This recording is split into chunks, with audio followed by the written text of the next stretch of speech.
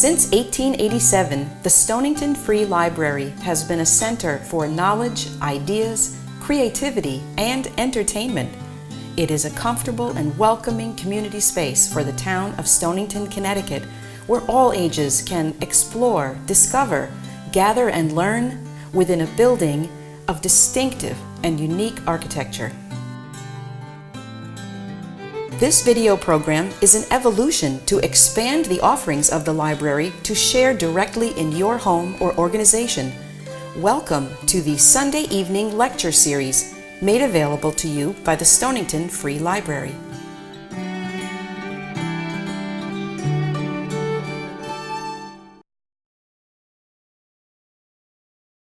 Welcome to the Library Center. I'm Laurie Cameron, and on behalf of the Stonington Free Library Program Planning Committee, I'm delighted to have the opportunity to introduce Daniel Post Senning, who will speak to us about his great-great-grandmother and also talk about the meaning of etiquette today. After Dan's talk, we'll have time for questions about all things etiquette. And Dan has agreed to sign books, so if you would like to purchase, they're here and he's willing to sign.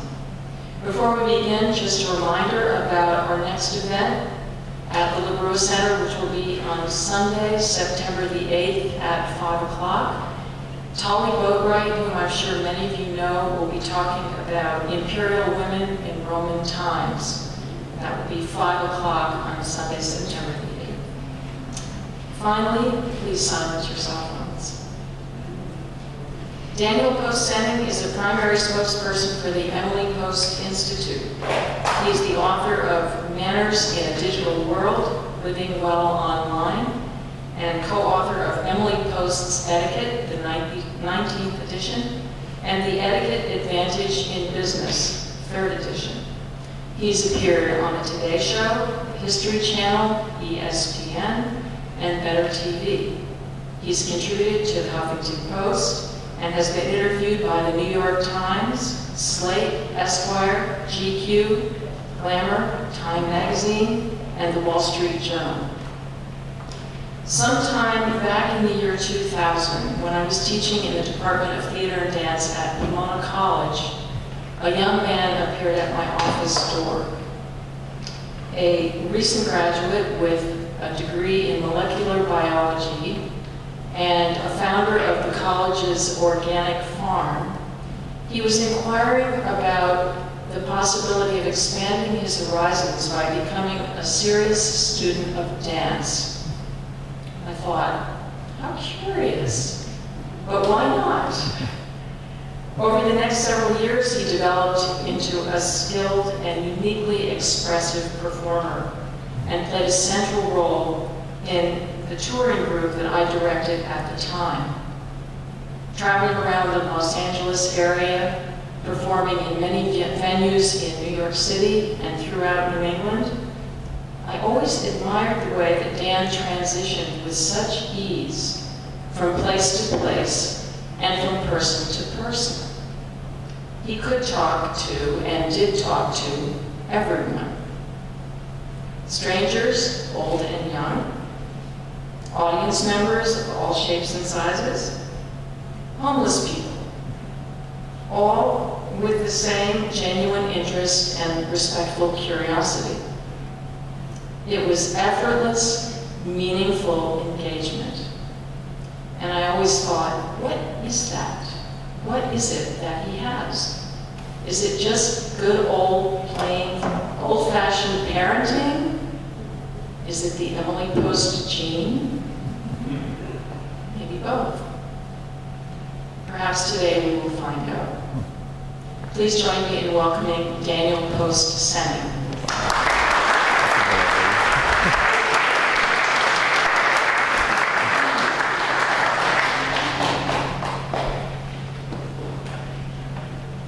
Thank you, Laurie, for the introduction. I'm going to try this microphone. It seems to be working because, well, ever since I met Laurie Cameron, I've had a hard time standing still, being in one place. I like to move, something I learned early on.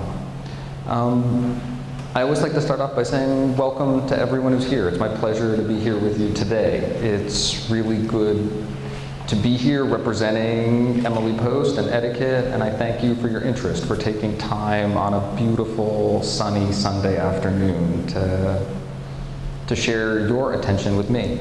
Usually I tell people at this point now, silence your cell phones, X, Y, Z, but we've covered most of that. So all I'm gonna do now is give you some sense for what you can expect over the next hour that we have together, and then get into the talk, because we have a lot of ground to cover. I want to spend about the first third of the time we have talking a little bit about Emily Post as a historical figure, who she was.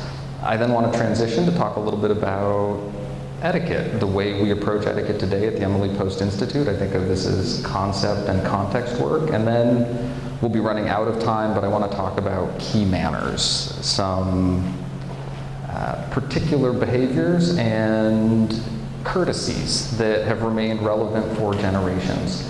I also want to encourage you to help me make your time here today as interesting and useful as possible. If you've got an idea or a question, please hold on to it. There will be opportunities to ask them. And if there is something that comes up that's particularly inspiring to you, let me know. Let me see your hand. If there's an opportunity, I'd like to call on you and help guide this talk into the areas that are of the most interest to all of you.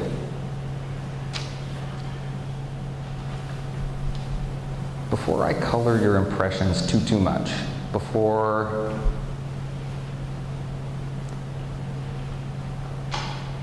I go on and on about it, because I'm a talker and I love to talk, I want to hear a little bit from all of you. If I put the word etiquette up on the board behind me, go ahead, be rude, don't worry about being polite in this moment. What is the first thought that pops into your mind? Go ahead, call it out. Courtesy, manners, grace. Please and thank you. Politeness.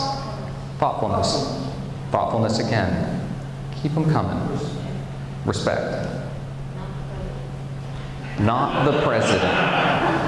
It was said sort of quietly, but I'll repeat it. Anything goes. There is no verboten topic. This is free association. Keep them coming. Different things in different groups. Different things to different groups. Compassion. Compassion. Decency. Decency.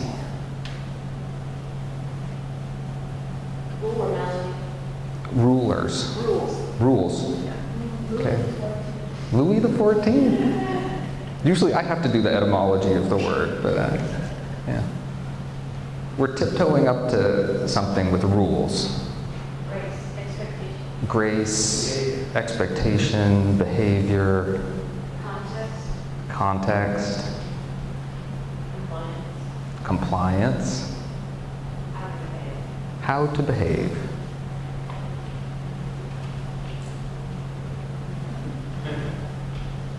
I'm clearly waiting. There's something else I'm looking for. Manners, morals.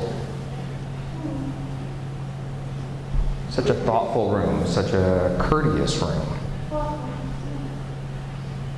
Did anyone have let's call it a more negative thought? The proper way to do things. Rules is rather negative. Stuffy? Rules? Rules are rather negative. That's why I said we're kind of tiptoeing up to it. Sort of a polite way to maybe say Do's and don'ts. Do's and don'ts, control, controlling, surface, superficial, artificial, judgmental, elitist, classist, arbitrary, old-fashioned, put on. Ability to listen. Ability to listen. Putting people at ease. Putting people at ease. My great-great-grandmother would appreciate that thought. We did a brand study with our publisher, HarperCollins, about 10 years ago. And they do an exercise where they chart people's emotional responses to words or concepts. And they did a charting of the word etiquette for us. And the way they do the chart is they take people's free associations, the words they associate with something, and they assign them a positive or negative value, and positive associations go in the middle of the chart, and negative associations go around the periphery. So the word etiquette had a unique distribution pattern in the time that they had spent doing this type of study and analysis. There was a tight little cluster right in the middle of the chart. And then there was a broad distribution all around the outside. So people had very strong positive associations with the word etiquette and very negative associations with the word etiquette. Some people thought about things like respect, grace, poise,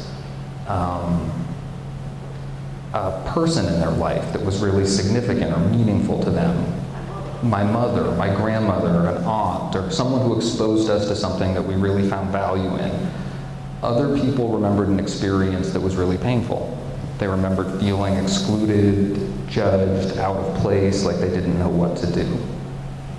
Very strong emotional associations with the word, but very different. I like to acknowledge that right off the bat whenever I talk about the topic of etiquette, because I think it's important to acknowledge and to wrestle with just a little bit. I think there are also some real clues in that to figuring out how to approach the whole concept and topic in ways that are valuable and meaningful and good, as opposed to off-putting. We also discovered when we did this brand study, much to our delight, that many people had a one-to-one association between the word etiquette and the name Emily Post. It's the kind of brand association money can't buy or costs a lot of money. Kleenex and facial tissue, Xerox and the copy machine, etiquette and Emily Post. I'd like to introduce you to my great-great-grandmother, Emily Post. This is a picture of Emily as a young woman. I don't think it's how most people picture her. When we did that same study, we discovered that most people thought Emily was still alive and was about 10 years older than they were. She's some kind of authority. She writes about etiquette, and I think her name might even be Miss Manners. It's not. That's someone else. Emily wrote her first book about etiquette in 1922. I'm going to talk a lot more about that in just a minute. She was also a new media star. She embraced new technology. She was a radio personality. Maybe if you grew up with someone who was a true believer, who felt like they knew Emily Post personally, they used to listen to her voice on the radio. They also might have read her syndicated newspaper column published in over 200 papers, millions of readers weekly.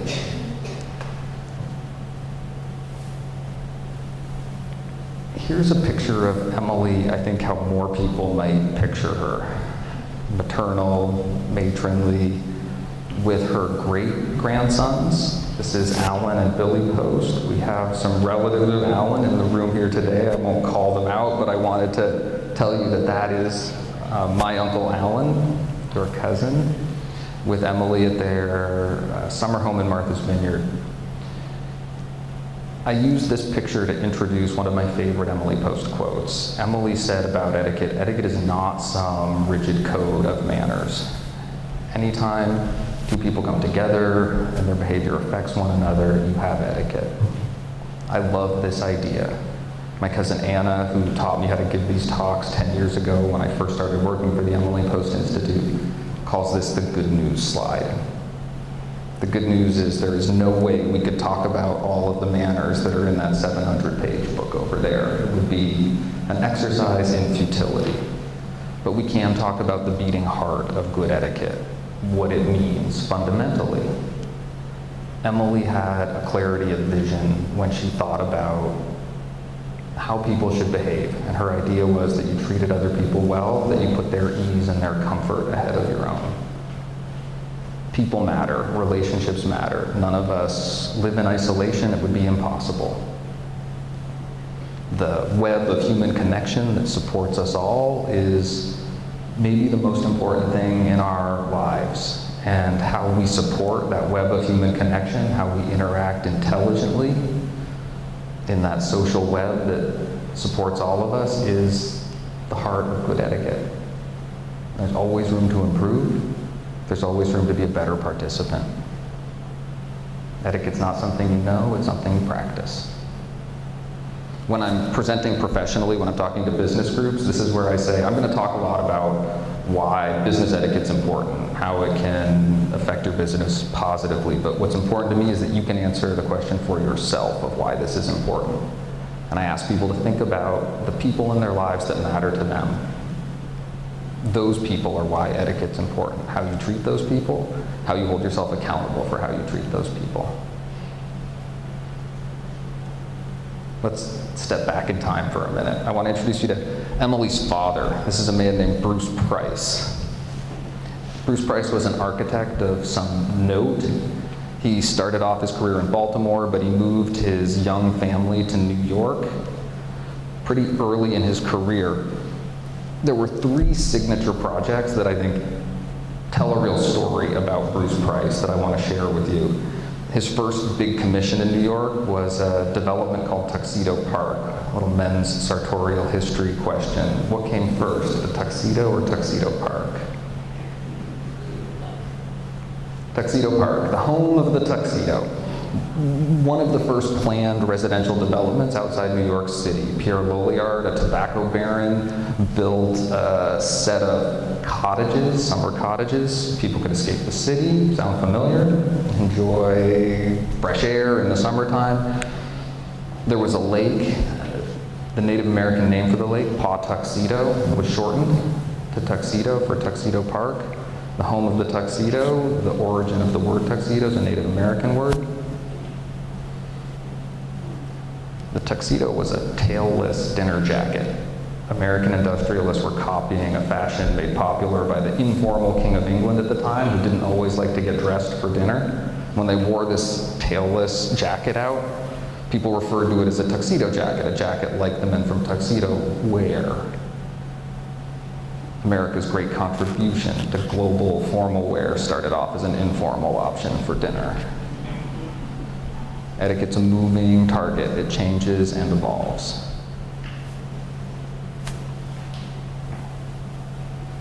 Tuxedo Park was also where Emily was exposed to the 1% of the 1% of her day. The Astors, the Vanderbilts. It's where she was exposed to the manners of best society, the manners that she would describe in the first edition of Etiquette.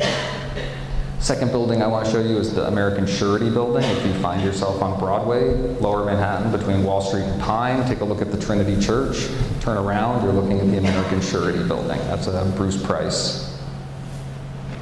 The first 11 stories, I think, are the original 11 stories, same facade. They've now stacked more stories on top of it, but same building. The third is the Chateau Frontenac. I'm visiting from central Vermont. For those of you a little closer to Canada, you might recognize the signature building in the city dominates the skyline to this day.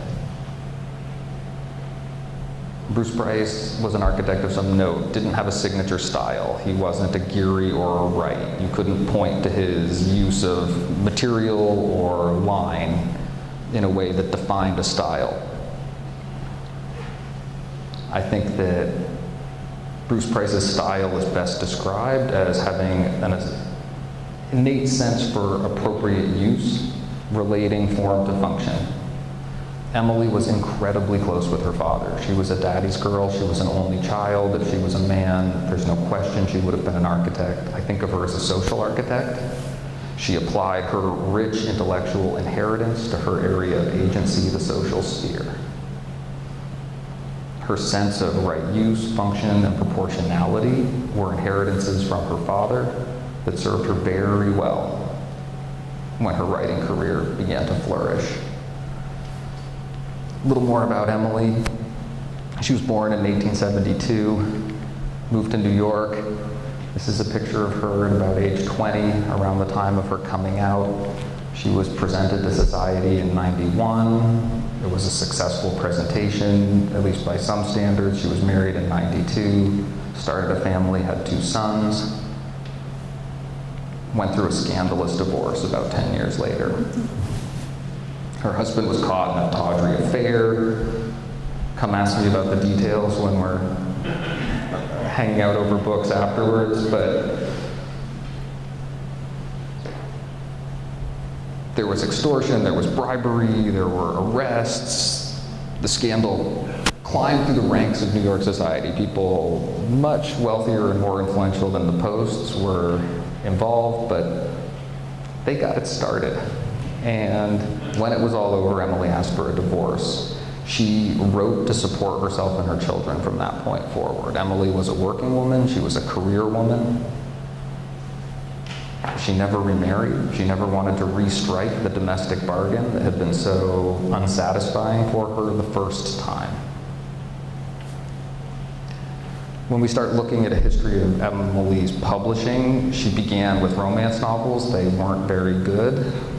For true Emily Postophiles, they mark different periods in her life. You'll notice that the first one was published while she was still married. Her husband did not approve. I think we're all fortunate that that marriage did not last. Her first work of nonfiction was about a cross-country road trip she took in 1914 by motor to the Golden Gate, chronicled a road trip that she took from New York to San Francisco by way of Riverside, California. There were very few paved roads west of the Mississippi when this book was published. She wasn't the first person to cross the country in a motor car, but she was close. Edsel Ford and another man beat her by a couple years, but it was certainly a unique project for a woman of her social standing to undertake at that time. She drove a modified Mercedes touring car. Anyway, awesome book. It was originally a series of articles that she wrote that were mailed home and published in Collier's that were then assembled into a book. And the negative reviews that those early articles received really informed Emily's writing style. Her early attitudes were very, oh, can you believe the way these people in Western New York live? And by the time she reached Chicago, she was much more of a cultural anthropologist. She was much more curious about the variation and custom that she was witnessing and chronicling. The beginnings of her democratic understanding that I think gave her advice such lasting impact began on this road trip, also with her relationship with her father. So that's the beginning of the nonfiction work. An editor named Mr. Duffy approached her about writing a book on etiquette, and she told him she wasn't interested. It was a pretty boring, simple topic. She didn't have much to say about it. It could all be reduced to a few basic ideas. He really persisted. He got a friend of his and hers to approach her and tell her that it would really be a good idea that she wrote this book. I think his name was Crownenfield. She called him Crowny. She turned in a manuscript over 700 pages. It's been in print ever since. The book Etiquette was an instant, overnight success. I try to channel my Uncle Peter, who gives a version of this talk, when he says it's hard to imagine today an author experiencing that level of fame. Maybe J.K. Rowling, but overnight instant celebrity. She became the authority on social behavior and expectations in America. They couldn't print this book fast enough. She started updating it about every 5 years. You'll see certain editions are bigger updates than others. The update that followed World War II introduced a lot of new ideas and concepts. The updates that my grandmother took over in the 60s and 70s have a very different flavor and tone than those early editions. The conceit of the first edition of Emily Post Etiquette was that I'm going to reveal the codes of conduct that work for New York's best society to the whole world. I'm going to throw open the doors. By the third edition, she had introduced a character named Miss 3-in-1. She had this very Dickinsonian flair for naming her characters. The first book included the old worlds and the top lofties and the newly arrived. These were the family names. By the third edition, she introduced a character named Miss 3-in-1. Miss 3-in-1 was hosting a dinner party without house staff, without a butler, without a server, without a cook. So she had to play these 3 roles herself. She produces the ice cream maker from under her chair at the end of dinner, sets it on the table, and serves dessert. Miss 3-in-1. We're no longer describing the manners of New York's best society. We're now talking about the manners of America's emerging middle class. She was a new media star. I mentioned this already. If you're interested in hearing Emily Post's voice, her radio shows are chronicled and archived in the Library of Congress. She has this sort of affected New England accent. I wonder if she talked that way every day. I doubt it, but it sounded really nice on the radio. She took one shot at architecture. Besides building dioramas for architects, she worked for a bunch of architectural firms, and she built dioramas of the buildings that they were proposing. She wrote a book called The Personality of a House about interior design. She purchased a cottage in Martha's Vineyard, which she expanded, developed a garden. It was my most immediate and personal connection to Emily Post as a personality and as a character. It's where I would spend time in the summers. And on the bottom right is a picture of my grandfather, who was the steward of this tradition as I was growing up, a true gentleman. Sometimes people would ask me if it was awkward growing up in the Post family, if people had expectations of me, or if I ever felt pressure to perform or behave a certain way. The question always sounded strange to me because no, it never even occurred to me. As I got older, I started looking back and saying, maybe some of my friends might have felt this pressure more than I did. Maybe people that I was bringing to meet my grandparents, to visit the Posts, might have felt this more than I did growing up, knowing them. And it didn't occur to me till later that that would even be a thing, because my grandparents were such lovely people. They made everybody feel comfortable and at ease almost immediately. My grandfather loved telling the story about introducing his fiancée, who would become my grandmother, to Emily Post, and how nervous she was, and how quickly Emily was able to make her feel comfortable and at home.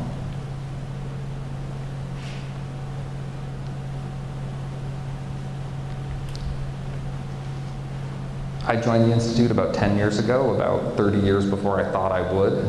I always assumed I would do this as sort of a retirement job or something I would do in my 50s or 60s. That was how my mother had approached this work. But times change. The Emily Post Institute does a lot more presenting and personal appearances than we used to. And my first project with the Institute was the 18th edition of Etiquette. My first solo project was the book Manners in a Digital World. Our business etiquette book. It's called the Etiquette Advantage in Business, and the current edition of Etiquette's the 19th. The Emily Post Institute's a 5-generation family business. We continue the tradition of updating the book Etiquette about every 5 years. That's still the backbone of what we do. So now's where I'm going to transition a little bit and talk about how we do that, how we approach etiquette as a concept, how we think it stays relevant, how we assess what we don't think is relevant or useful any longer. Before I make that transition, any quick thoughts, questions? I had no idea. Yeah. Did anyone ever question Emily's qualifications to be the arbiter of etiquette? Did anyone ever question Emily's Did she really know standing? where to do things? Did she know? I'm sure. I mean, the answer has to be yes. There could be no public figure like that who some people wouldn't say, oh, what does she know? Ridiculous. And I think she probably benefited from that to a certain degree. I think she probably deserved some criticism from some of her early approach and thinking. I also think that her advice was fundamentally so good-hearted, her intentions were so good, that she wasn't as easy a target as people might have assumed she would be. And that's something we've really tried to maintain to this day. My cousin Anna, when she was teaching me how to present and write, said always assume the intelligence and the honesty of the audience that you're talking to or writing for. That you'll always be in good shape. And yeah, people can say, oh, that's a little overly optimistic, or that's a little pie in the sky, but I'd rather people be taking shots at me for that than anything else. I can withstand that. Yeah. Who was the architect of the house in Martha's? Emily. The question was, who was the architect of the house in Martha's Vineyard? It was absolutely Emily. Yeah. Do you know if she was raised in a Christian home? So it sounds very much like doing to others as you have done to you. So maybe her, that gave her the background, being raised that way, and people trusted her because she was living out her principles with morality.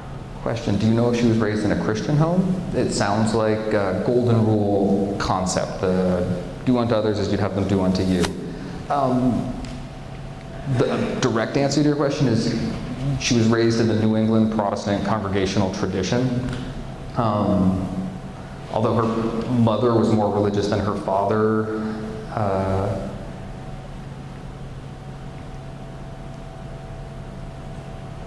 I've got some funny stories for you. Definitely come find me afterwards. I hear that golden rule association with the concept of etiquette often, and it's actually something I've built into a lot of the teaching that I do, particularly when we talk about international etiquette and how you navigate cross-cultural expectations. And we developed that material in response to the marketplace, and it's turned out to be so useful in talking about etiquette in all kinds of different contexts. One of the things I heard a lot of in the word association with etiquette today is it's contextual. And it so often is, and whether you're talking about communication between generations or between regions of the country or between different households or families, the ability to navigate cross-cultural expectations and differences in manners is fundamentally important to being able to stay relevant and meaningful today. I think something I'm about to talk about is going to help clarify that idea just a little bit. So AP Ipsos did a poll a couple years ago about manners in America today. They asked people if they thought Americans are ruder today than they used to be. If I were to poll this room, how many people think Americans are ruder today than they used to be? Hands go up, not everybody, but some fast, some quickly.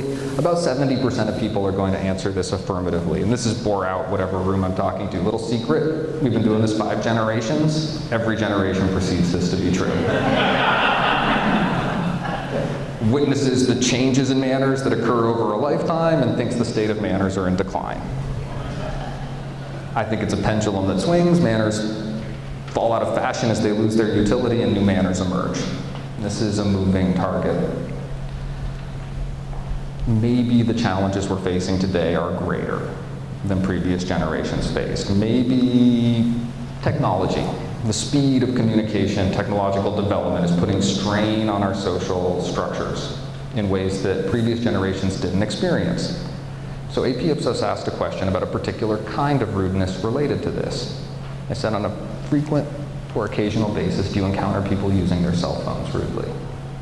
I already see the hands going up. How many people would answer this question in the affirmative? Absolutely, it's ubiquitous. I'll spare you the effort. About 90% of people are going to answer this question in the affirmative. It's almost sort of comforting to know that we all experience it. It's not personal. So I'm a big fan of builds. What did I leave some room for here? What's the next question AP Ipsos asked?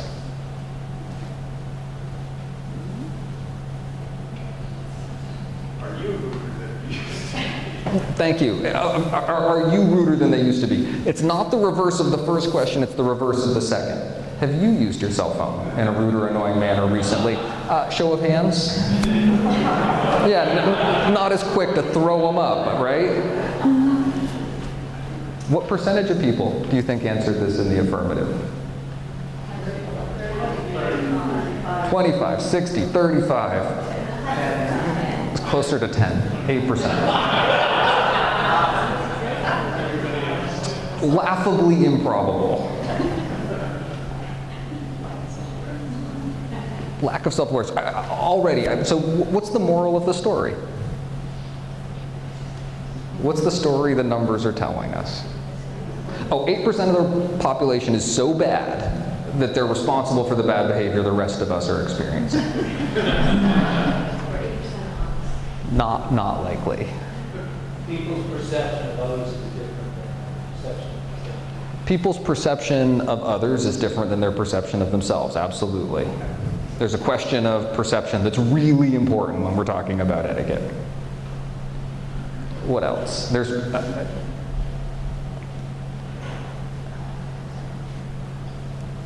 something else that I think is really interesting about the question of rudeness in general, and that's the gray area nature of it. Oftentimes it's behavior, academic definition, it's behavior that causes emotional harm or distress, but isn't so egregious that someone's likely to mention it to you. I think most people don't know they're being rude. I think the vast majority of rude behavior is unintentional. I don't think the people in this room woke up this morning and said, I'm going to go hurt someone today. I'm going to give someone a hard time. They're going to feel disrespected. And yet the rudeness persists. People continue to experience it. I think it's almost the most important lesson that I delivered. It's easier to see rudeness in others than in ourselves. The place where you have the most agency, the most potential to make an impact is with self-assessment and self-evaluation.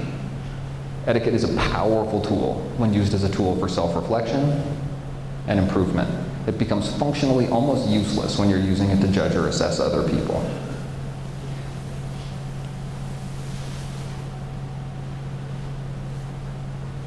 I can't believe they're doing that.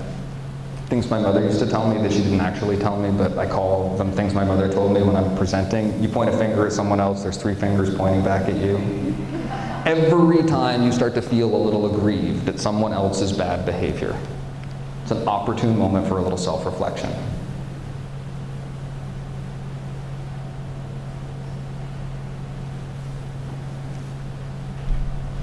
It's a powerful tool when used for self-improvement. That negative association that people have with the word etiquette, it comes from people applying that critical lens to others.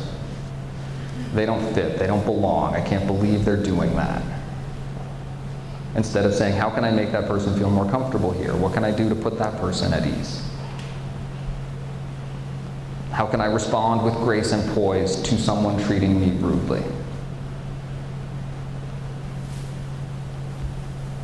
Today's goals. Every audience I talk to gets them. Think before you act, make choices that build and grow relationships, and do it sincerely. Perspective matters. Being aware of other people, valuing them, and then operating from a place of sincerity and integrity. That other negative idea that people have about etiquette, that it's artificial, that it's put on, that it's insincere, it's up to you to be magic. Please, I implore you, think before you act. Oh, please, is he really going to tell me to think before I act? If you were 5 years old, I'd say, the word isn't magic, the magic's in you. Your sincerity, your authenticity is what invests those words, those magic words, with meaning. We have a little formula we use at the Emily Post Institute. We say etiquette is a combination of manners and principles. So the manners are the particular social expectations we have of each other in a given situation. Oftentimes, that word association, people are thinking manners. It's how do you shake hands, offering your seat to someone, helping someone who's got difficulty carrying something. Which fork do you use? Those are examples of manners. Manners vary culturally. Kiss, bow, or shake hands. Depends on where you are. The principles are timeless and eternal. They remain the same. You can take them with you anywhere. You can use them to judge or assess manners generation after generation after generation. They're also useful for figuring out how to resolve difficult relationship situations or how to resolve those moments when manners are in conflict. So what are the principles of good etiquette? We got one of them with the word association, respect. The 2 other core principles that we use at Emily Post are consideration and honesty. So these are pretty abstract concepts. What is consideration? Well, it's thinking about others, it's the capacity and the ability to empathize. What is respect? Oftentimes kind of synonymous with consideration. I like a working definition that's recognizing the worth and value of others, as well as yourself and things. Honesty, acting sincere, being truthful.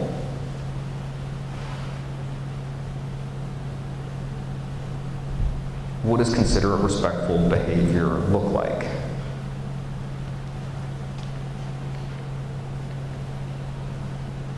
Three goals.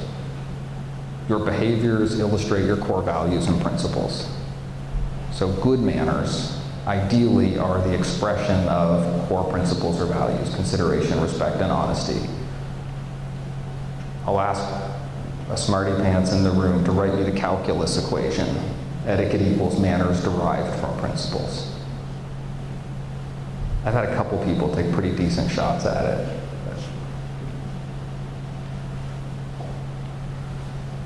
My final message talking about etiquette today is that it's an opportunity, not an obligation. Do I have to write a thank you note? No, you don't. The thank you note police do not exist. I will not be back here 3 months from now to see if you've taken action on anything that we've talked about or that you thought about today. But I promise you, if you write that note, it'll make an impact on someone. In an increasingly casual and informal world, the opportunities for distinction are all around us.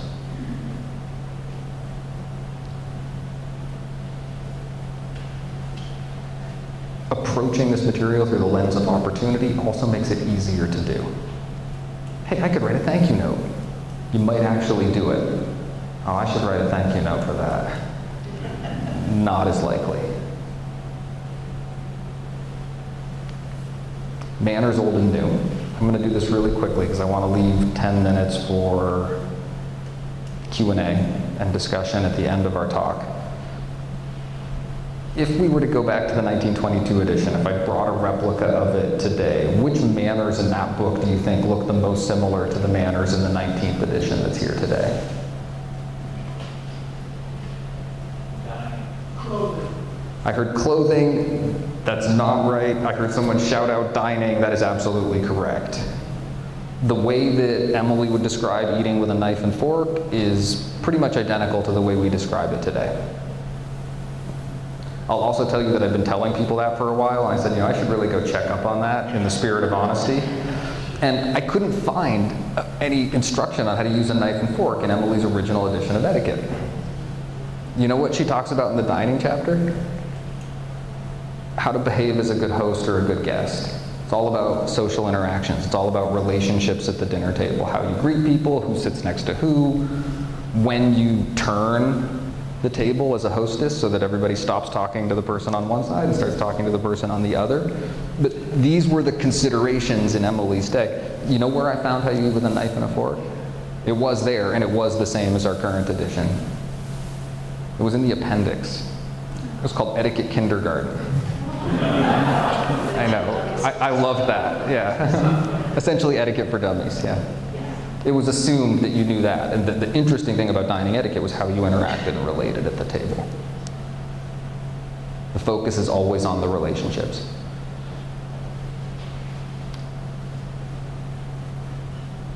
The manners that look the most different, the manners that change the most rapidly, are manners around communication. Emily lived through the advent of the telephone. It's not the first time that we've dealt with new communication technology, and they do put stresses on social systems. Some manners that have persisted, magic words are magic. Please, thank you, you're welcome. The little tip here is for those who aren't as familiar with you're welcome. It's not always, it was no trouble, it was no problem, it was nothing, no thank you. Receiving gratitude is an important part of the social exchange. Genuine gratitude is important. Thank you is magic. Most people understand that. In fact, we're going to talk about thank you notes before I leave the room because I always do. But that receiving of that gratitude, that acknowledgement of it, is also equally important. The root of the word gratitude is the same as the root of the word grace. You participate in someone's gratitude when you receive it well. It's important not just for the health of the relationship, but also for our individual psychologies. People are connecting gratitude with our experience of ourselves as happy people and individuals more and more. Also magic, sorry, excuse me, pardon me, I'm sorry. Accidents will happen, mistakes will be made. How you handle them says maybe more about you than how you handle your successes. These words are transformative and magic as well.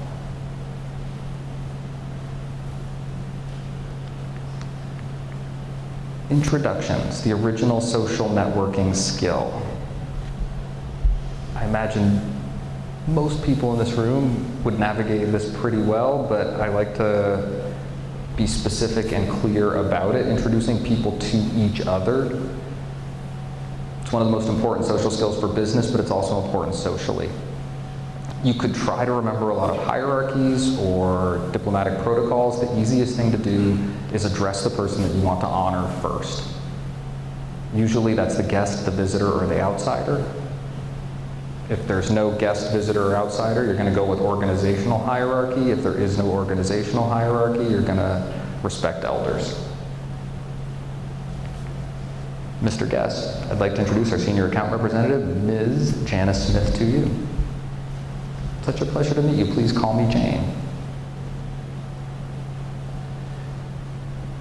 Grandma, I'd like to introduce you to my friend Sally from dance class. Sally, this is my grandmother, Mrs. Post. Bonus points if you can give them just a little bit of information to seed the conversation that's likely to follow. Oh, Sally, I know Dan loves that dance class. Do you love it as much as he does? Absolutely. Have you always been his grandma, Mrs. Post? Thank you for laughing. I really appreciate it. That's my worst Vermont joke. There is no punchline.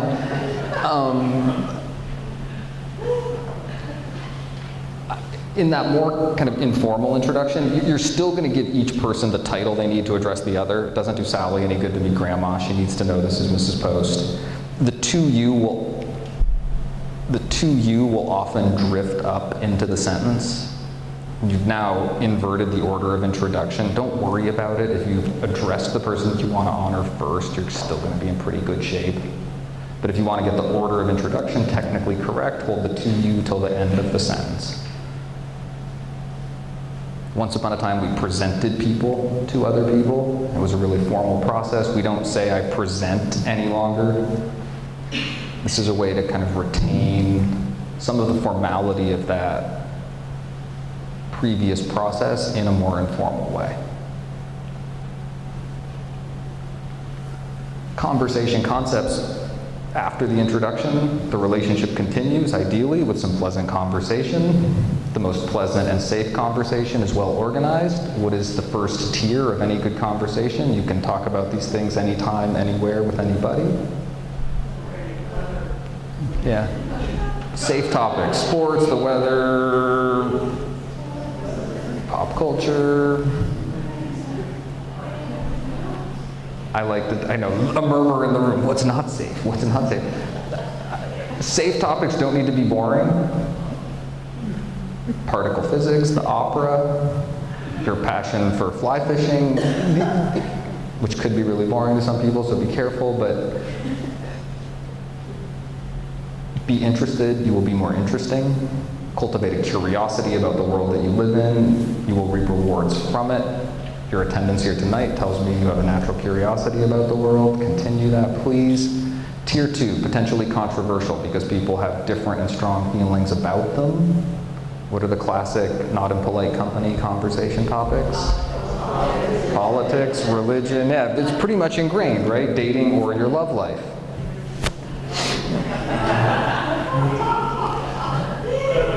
Tier 3, what's the most personal? Where do you want to take the most care? Money and family and finance is my little mnemonic, FF. And like maybe health kind of squeezes into that family category, but things that are very personal to people, family and finance. So you're allowed to talk about these things. It's important to be able to talk about these things well, but understanding the nature of the conversation that you're having is the important thing. We could talk for a long time about how to have tier 2 conversations well, how to have tier 3 conversations well. I think just having this basic rubric, this basic structure in mind is really helpful. The number 1 rule is that you don't ask a probing or personal question about tier 3 unless someone's invited it and opened the door. I notice you're not drinking. Are you pregnant? It's sort of the classic etiquette faux pas. How far along are you? Yeah.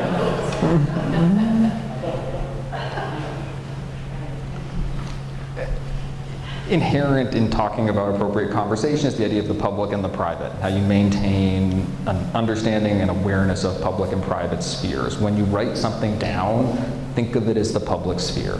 The place that we interact with these devices that we're so familiar with now can feel very personal, they can feel very safe. It's probably the most public and permanent thing that you're going to do all day long is what you write or type into your phone or computer. Used to be called the headline rule. Before you wrote it in a letter and signed your name, be prepared for it to be a headline in the town where it lands. Now I call it the bulletin board rule. Don't be seduced by the illusion of privacy online. And it is seductive.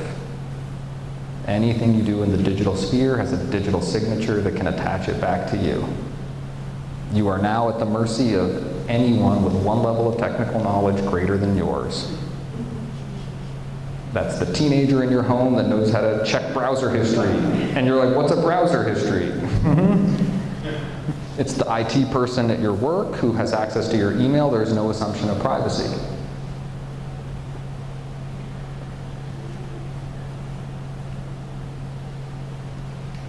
PP, public and permanent.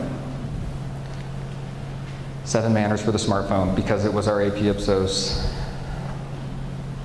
topic, I'm going to conclude the manners portion of our talk with 7 tips for smartphone use. The first is control it, don't be controlled by it. We're all little Pavlov's dogs. Ring a bell, feed a dog, measure salvation response. It doesn't take long before you don't need to feed the dog, you just ring the bell and it starts to salivate. Guess what? Chime, chime, chime, interact, endorphin rush. Chime, chime, chime, interact, endorphin rush. People I love and care about, endorphin rush. Information that I find interesting, endorphin rush. How many people have felt their phone ringing when it wasn't? heard the phone of the person next to you ringing and grabbed for yours because it just had to be. You start to anticipate it. We're all little programmed Pavlov's dogs. Overcoming that biological programming is incredibly difficult. Taking control of your device sometimes requires shutting it off or leaving it behind. Funerals, religious services, important meetings. I can go on.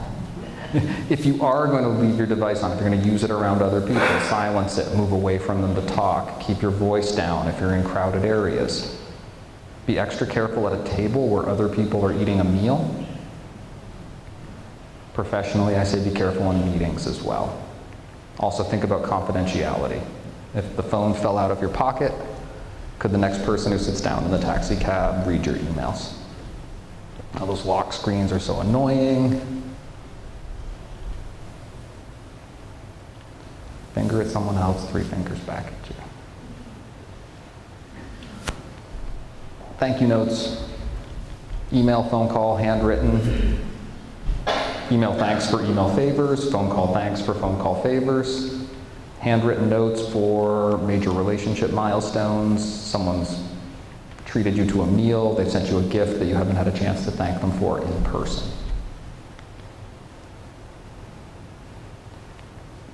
Mail it quickly, keep it short, be brief, be gracious, stick to the point.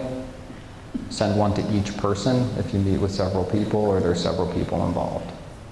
Here's the Mad Libs version of what that thank you note might look or sound like. You're going to date it because they're probably going to save it, at least for a little while, some people for a long time.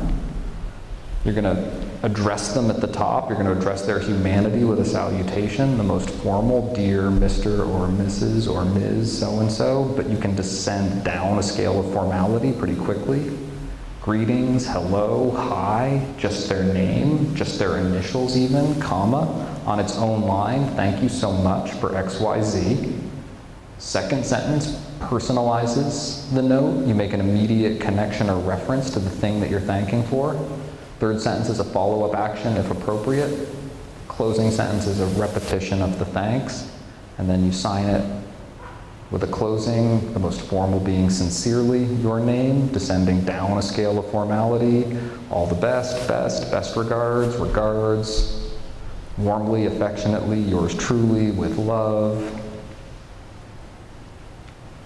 Professionally, it might look something like this. Dear Mr. Jones, thank you very much for meeting with me. I enjoyed having the opportunity to find out more about your company. I'm looking forward to working with your team. Thank you again. Sincerely, Carla Ramirez. It's an opportunity, not an obligation. I read a really interesting study recently about thank you note writing. They asked people to predict what the impact of the thank you note that they were going to write would have on the person who received it. And without fail, they thought that it would be less appreciated than it was. In fact, the perception that it would be perceived as awkward or strange came up a high percentage of the time, and that's because it felt awkward or strange to the person who was writing it, who wasn't familiar with the process or doing it. That idea gets projected onto the other person. Without fail, the other person says to themselves, this was so nice, this person's so well put together, they're so thoughtful.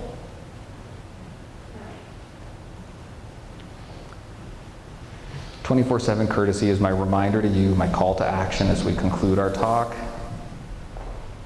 that people matter, taking care with other people is important, that it's up to you to do it. It's not something you know, it's something you practice.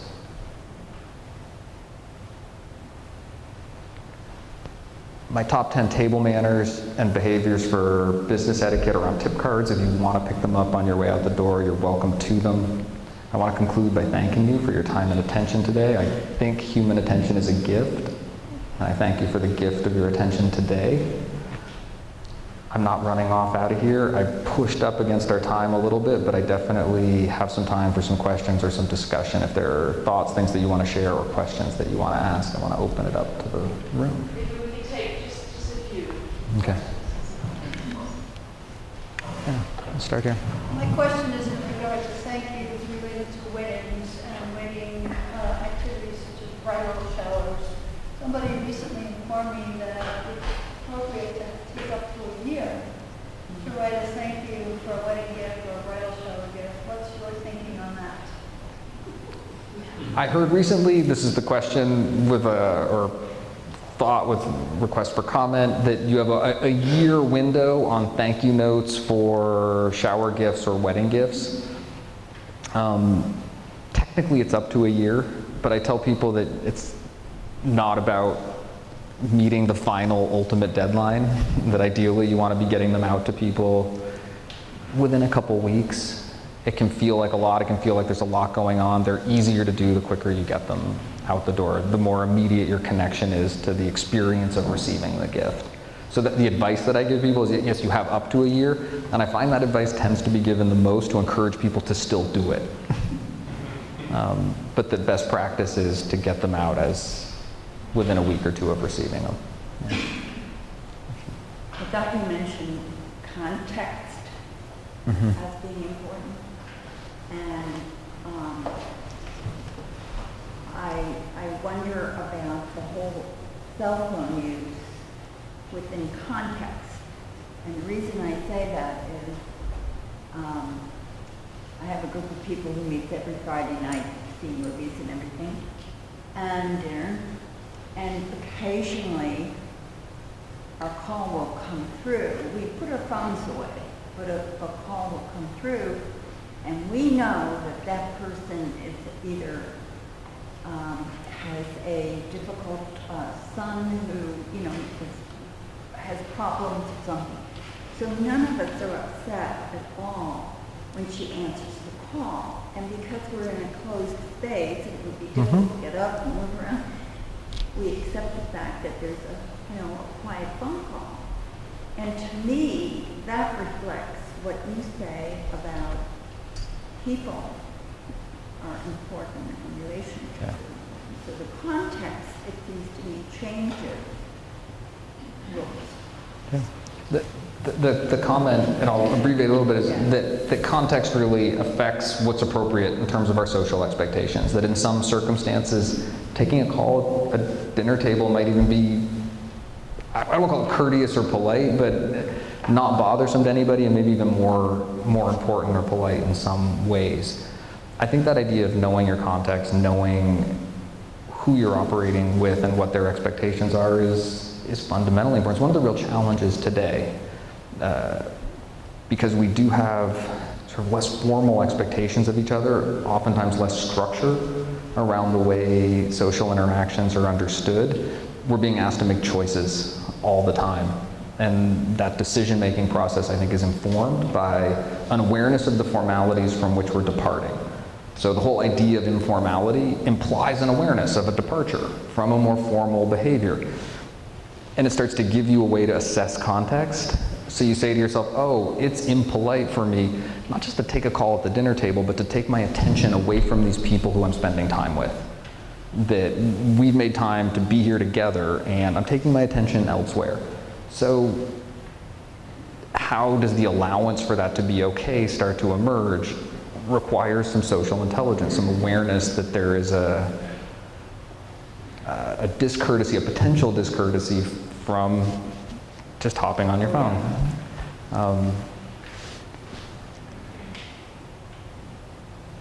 Sure, my immediate thought, and I hadn't talked about that whole concept of informality and how formality can serve us in navigating an informal world. Because then you're making intelligent choices, you're not just doing what you do. Yeah. How does shyness play into your mix versus being very outgoing? How does shyness versus being outgoing play into this mix? We have heard from a lot of people that Emily Post etiquette has been really helpful for people who are introverted, autistic even, where having very clear social expectations starts to provide a framework or structure for how to engage, and you can think about the mechanics of it more and the sort of emotional effects less. So I like to think that it's potentially helpful in some ways. The other thing that I emphasize when I'm talking professionally, where oftentimes people are looking for how to overcome social awkwardness and be better at building relationships, is I'll advise that people do social goal setting. That you say to yourself, oh, I'm going to this event, or I'm going to this whatever, I'm going to meet 3 people, I'm going to at least introduce myself to 3 people, or I'm going to learn something new about one of the people that I already work with, or family members that I already know. But that doing social goal setting as a way to improve and grow, foster relationships is sort of a piece of advice I give to folks who identify as shy or introverted. We'll do, one more. How do you deal with diplomatically, say, with a rude house guest? Just hypothetically speaking. Short sheet bread.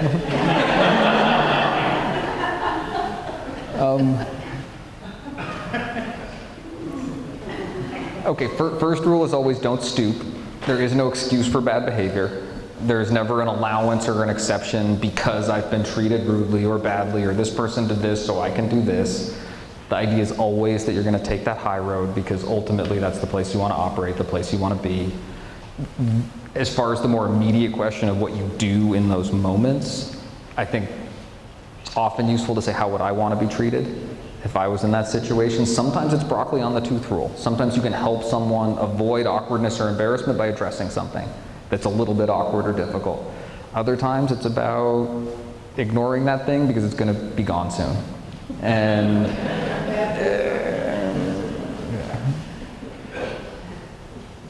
can I get any more specific? A young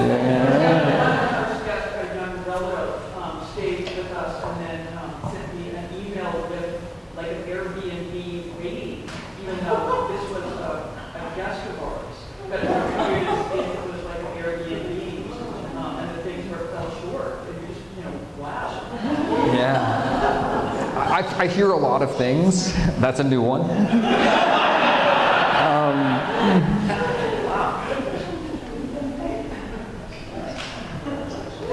I'll tell you something else. Another piece of advice that I give about dealing with awkward, difficult situations, having tough conversations, is know your bottom lines, know your authority, and it can oftentimes make it easier emotionally to be able to say, well, you know what, my house isn't necessarily going to be an option for you every time. That's not something I need to say to you for it to make me feel a little better.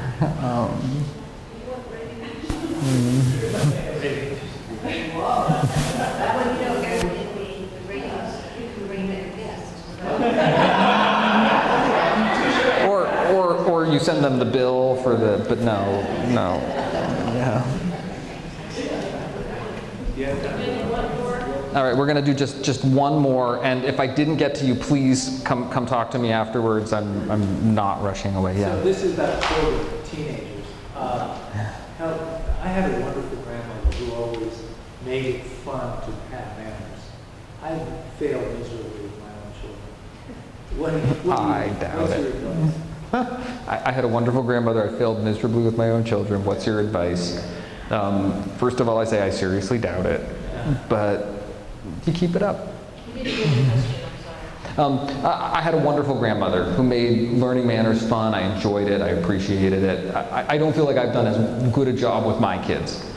My mother wrote our umbrella book for parents and teachers called The Gift of Good Manners. She's a doctor in education, worked in everything from maternal and childhood health to school principal to curriculum development, and has done, I think, some of the best research and work we've done at the Emily Post Institute in 20 years in terms of original work. We used to use a language with parents where we would say, you are the model. You are the one they look to, whether they're rebelling or pushing back against it. You are always the standard. And more often than not, the cases around departures, that they also involve returns. And that if you persist and you model that behavior, you will win out in the end. Is sort of a way to look at it as a competition, but it'll prove out. We stopped using the language of model behavior, and we started saying, be the parent you want your children to be. That these aren't switches you can turn on and off, that it really is about internalizing the messages that you would like to deliver and living them every day. Good luck, keep it up.